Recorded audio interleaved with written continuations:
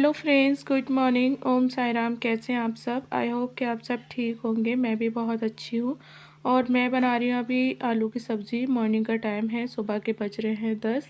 तो यहाँ मैंने कढ़ाई चढ़ाई, इसमें डाला सरसों का तेल। इसके बाद मैंने डाला इसमें लौंग और काली मिर्ची कूट के ले ली थी, जीरा, हींग और तेज़ पत्ता।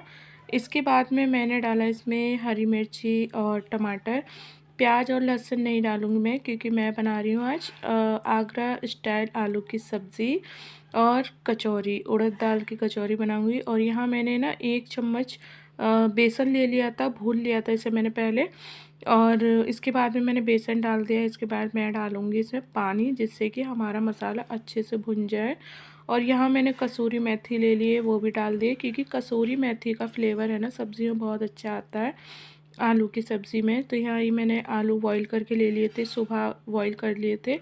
और इसे खूब अच्छे से मतलब मसल के और फोड़ के ना आलूओं को अच्छे से कर लेना है। ज़्यादा बड़े बड़े टुकड़े नहीं रखने हैं। तो यहाँ पे मैं पानी डाल दिया है, और पानी है ना मैं इतना डालूँगी जिससे कि ये थोड़ी सी पतली रहे, क्योंकि हमने इसमें ना बेसन डाला है। तो ये जितना बनेगी ना, ठंडी होगी उतनी ये गाढ़ी हो जाएगी। पानी डाल दिया था। इसके बाद बनने के लिए रख दिया सब्ज़ी। तब तक हमारी सब्ज़ी बन रही है। तो यहाँ मैं सुबह बाहर आई तो देखा तो बहन धो रही थी पूजा के बर्तन, क्योंकि ये बहुत गंदे हो गए थे, मतलब काले टाइप के हो गए थे। तो पीताम्बरी होता है ना पाउडर, तो पीताम्बरी था नहीं। जब पीताम्बरी मैंने मंगवाया कल हस्बैंड जी से, तो ये सुबह में लेके बैठ गई थी। और ये देखिएगा इसने बर्तन कितनी क्लीन कर दिए। बड़ी खुश हो रही थी, ये कह रही थी कि कितने नए बर्तन हो गए चमकदार। अगर आप लोग भी है ना नए बर्तन करना चाहते हैं तो आप लोग पीताम्बरी से ज़रूर धोइएगा। और ये चिकने भी हो रहे थे, तो मैंने इसमें ना वो डाल दिया था जो बर्तन धोने का होता है ना लिक्विड में, नींबू वाला, बस वही डाल दिया था। और यहाँ पे सब्ज़ी बन चुकी है गाइस, ये देख सकते हैं आप लोग, अच्छे से उबल चुकी है। इसके बाद में मैं डाल रही हूँ उसमें धनिया पाउडर। बाद में डालती हूँ मैं धनिया पाउडर ना। तो यहाँ मैंने धनिया पाउडर डाल दिया है, और इसके बाद मैंने डाला आमचूर पाउडर। तो ये 2 चीज़ें हैं जो मैं लास्ट में डालती हूँ। और धनिया मैंने डाल दिया था।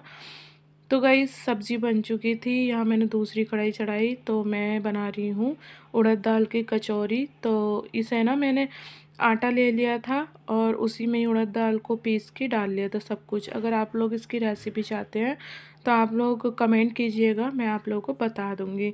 तो आप लोग खुद देख सकते, इतनी फूली फूली कचौरियाँ आ रही थी ना ये। और ये ना आलू के साथ, सब्जी के साथ में खाओ, बहुत अच्छी लगती है। और जब भी मैं मायके में जाती हूँ, आगरा का ना ये फेमस नाश्ता है जलेबी और आलू की सब्ज़ी और बेड़ई, इसे बेड़ई बोलते हैं, बेड़ई। तो इसे हमारे यहाँ आगरा में ना बेड़ई भी बोलते हैं, कचौरी भी बोलते हैं। तो गाइस आप लोग देख सकते हैं किस तरीके से फूली फूली कचौरी आ रही थी, एकदम खस्ता हो रही थी ये, बाद में ना करारी हो जा रही थी, जिसे ना आप अच्छे से मतलब करारा करके खाओगे ना, बहुत अच्छी लगेंगी।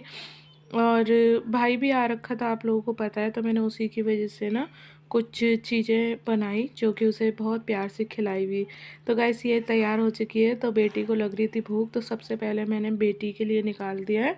उसके बाद में फिर से बना रही हूँ, आप लोगों को दिखा रही हूँ कि किस तरीके से बनती है खस्ता कचौरियाँ। और सुबह के नाश्ते में खाओ गाइस, सच में बता रही हूँ बहुत ज़्यादा अच्छी बनती है और बहुत टेस्टी लगती है। तो किस किस ने आप ये ना आगरा की फ़ेमस कचौरियाँ खाई है, आप लोग कमेंट में ज़रूर बताइएगा। तो ये देखिएगा, इसे मैंने प्लेट लगा दी है भाई के लिए। तो ये है आलू की सब्ज़ी और करारी करारी खस्ता कचौरी। इसके बाद में सारी पूरियाँ ऐसी सेक ली थी मैंने। हमारे यहाँ बन रही है कचौरियाँ, गर्मा गर्म खस्ता कचौरी। आप लोग भी खा लीजिए। अगर आप लोगों को रेसिपी चाहिए तो बता देना, मैं डाल दूँगी, इसकी रेसिपी बता दूँगी आप लोगों को। ये है हमारे आगरा की फेमस कचौरी और आलू की दाल सब्ज़ी। वाली। और गाइस सब लोगों को नाश्ता करा दिया था गर्मा गर्म खस्ता कचौरी का और आलू की सब्ज़ी के साथ में, सबको बहुत पसंद आई। और आप लोग पीछे देख सकते हैं भतीजा है मेरा, तो उसे मैंने फ़ोन करके बुलाया था, क्योंकि मेरा जो बाबू है ना छोटा बेबी, उसके ना सुबह 5 बजे से रो रहा था, शायद पेट में दर्द था। तो मैंने उसे दवाई लेने के लिए भेज दिया था और भाभी आ गई थी दवाई लेके। फिर नाश्ता करने के बाद मैं दोपहर को लेके बैठ गई थी मशीन, क्योंकि भाभी जा रही है, कल चली जाएंगी, तो इसलिए मैं इसका ना सूट तैयार कर रही थी। एक तो कर दिया था, एक और रह गया था। मैंने सोचा चलो कर ही देती हूँ, लेकिन एंड टाइम पे ना मशीन ने धोखा दे दिया। ये ना मतलब धागा जो नीचे से अच्छा नहीं आ रहा था, धागा खा रही थी बहुत ज़्यादा, और धूप हो रही थी। तो मैंने बाबू से बोला कि बेटी से कि बाबू को छाया में कर लो। तो ये देखो आप किस तरीके से ये बाबू की चटाई खींच करके लेके आई। और है ना, मैं सोच रही थी कि मेरी बेटी है ना बाबू के साथ में खूब खेलती है और दिन भर मतलब इसी के साथ रहती है। मैं इसे इतना डांटती हूँ और पिटाई भी लगा देती है इसकी, एक आध थप्पड़ लगा देती गुस्से में, क्योंकि ये ना अभी छोटा बेबी है और ये इसके साथ मतलब कभी कभी ऐसे खेलती है जैसे अभी कहीं चोट लग जाए उसके हाथ वगैरह, तो मुझे डर लगता है गाइस, छोटा बच्चा है इस वजह से। तो मैं सोच रही थी अब मैं क्या करूं कि मशीन भी नहीं चल रही है और मशीन की सुई भी टूट गई थी। तो इसे चेंज करने के लिए ना मैं पेचकस मंगा रही थी, तो वही वेट कर रही थी। घर में भाभी पेचकस ढूंढ रही थी, तो यहाँ पे ये पेचकस लेके आई। इसके बाद में मैं इसमें लगा दूँगी सुई। तो मैं ये सब कर लेती गाइस। पहले क्या था, मुझे कुछ भी नहीं आता था, ना ही मशीन के बारे में जानती थी, ना ही कपड़े वगैरह सिलना कैसे होता है, इसमें धागा कैसे डलता है, ये कुछ भी नहीं जानती थी मैं।